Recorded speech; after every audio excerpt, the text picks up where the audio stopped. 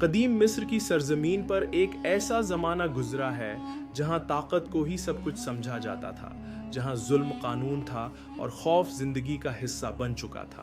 اس سرزمین پر ایک شخص حکومت کرتا تھا جسے دنیا فرعون کے نام سے جانتی ہے، مگر وہ خود کو صرف بادشاہ نہیں بلکہ خدا کہلوانا پسند کرتا تھا۔ اس کی زبان سے نکلتا تھا کہ میں ہی تمہارا رب ہوں، میں ہی زندگی دیتا ہوں اور میں ہی موت دیتا ہوں، اور اس غرور کے سامنے سچ بولنے کی کسی میں ہمت نہ تھی۔ اس کے دربار میں خاموشی عبادت سمجھی جاتی تھی اور سوال کرنا جرم، کیونکہ فرعون کی نظر میں اس کی طاقت سے بڑھ کر کوئی حقیقت موجود نہیں تھی۔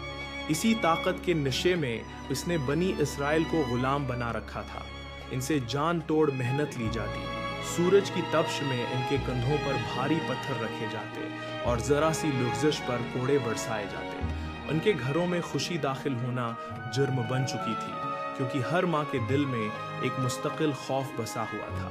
فرعون کے حکم سے ان کے بیٹوں کو قتل کر دیا جاتا اور بیٹیوں کو زندہ چھوڑ دیا جاتا، تاکہ ایک پوری قوم کو خوف، ذلت اور کمزوری میں جکڑ کر رکھا جائے۔ مصر کی گلیاں بظاہر خاموش تھیں، مگر ان گھروں کے اندر دلوں کی چیخیں تھیں، آہیں تھیں، اور وہ دعائیں تھیں جو آنکھوں کے آنسوؤں کے ساتھ آسمان کی طرف اٹھتی تھی۔ ماں اپنے بچے کو سینے سے لگاتے ہوئے کانپتی تھی، باپ نظریں جھکا کر صبر کرتا تھا، اور ظلم دن بدن بڑھتا چلا جا رہا تھا۔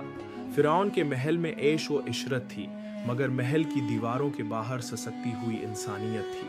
ایسا لگتا تھا جیسے اندھیرا ہر طرف پھیل چکا ہے اور روشنی کی کوئی امید باقی نہیں رہی۔ مگر تاریخ کا اصول یہی ہے کہ ظلم ہمیشہ ہمیشہ نہیں رہتا۔ جب اندھیرے اپنی حد پار کر لیتے ہیں، تب اللہ کی قدرت خاموشی سے اپنا کام شروع کرتی ہے، اور یہی وہ لمحہ تھا جب مصر کی تاریک راتوں میں ایک ایسی روشنی کی بنیاد رکھی جا رہی تھی جو آنے والے وقت میں فرعون کے غرور کو زمین بوس کر دینے والی تھی۔